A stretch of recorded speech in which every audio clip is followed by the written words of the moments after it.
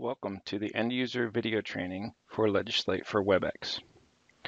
As a participant, you will have received a guest link to join a Legislate for WebEx session. This is what you see in the browser. We're using Chrome here, and this is our preferred browser, but Firefox and Safari work as well. I'm going to join my session based off that guest link. It's going to drop me to a page to enter my name and join as a guest. First name and last name, and I'll log in with as a guest. I will see my list of sessions for the day, and I will see a green join button when that session is active.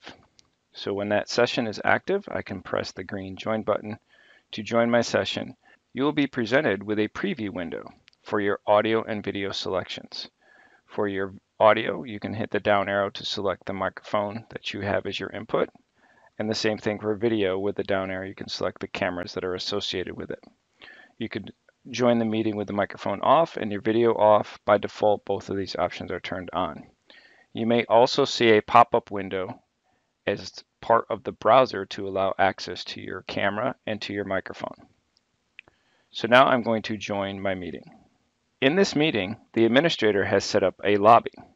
So I'll be presented with a lobby queue, as you can see here, and I'm sitting at position 1.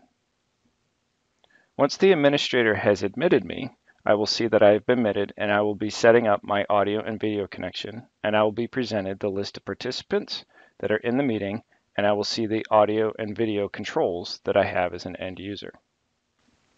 You as an end user, this is your screen that you will be operating your meeting out of. It's completely within the browser.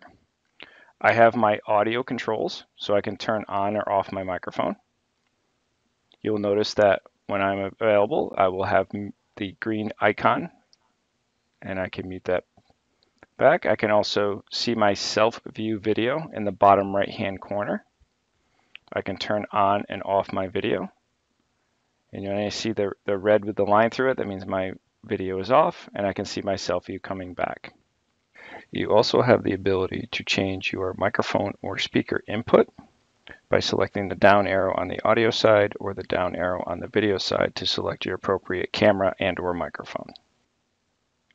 If I have a question, I can raise my hand, and you will notice in the participant list that my hand is raised and I'm in position 1 for my hand raise. When we have a number of users in here, it allows the host of the meeting to be able to see who has raised their hand first. And once that user has asked their question, then the user can lower their hand. You'll be asked to lower if you're sure to lower your hand because you'll lose your place in the queue. But since you've already answered your question, that allows the next person to ask their question.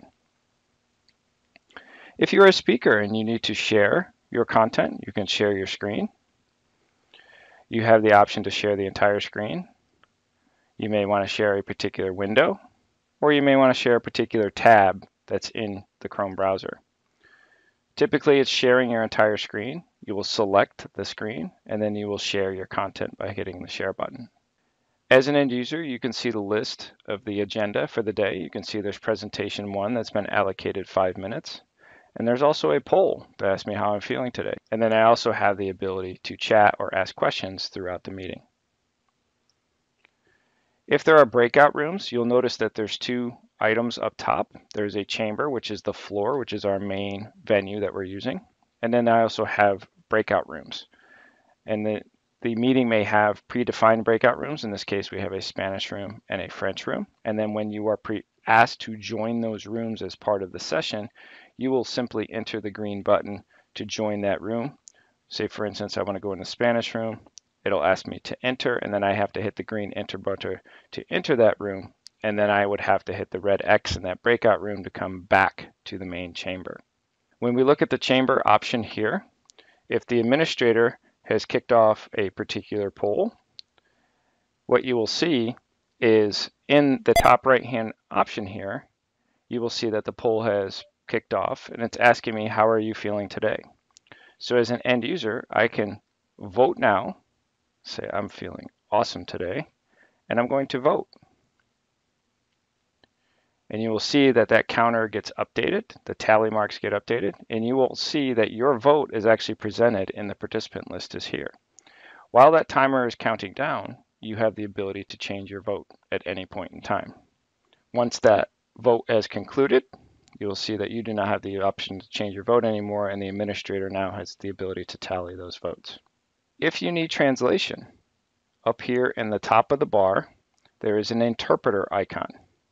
If I click on the interpreter icon, if I need to translate to Spanish or French, it looks like I have two different options in this meeting. So let's say I need to translate into Spanish. I would select the Spanish interpreter, and you will see a little box that pops up.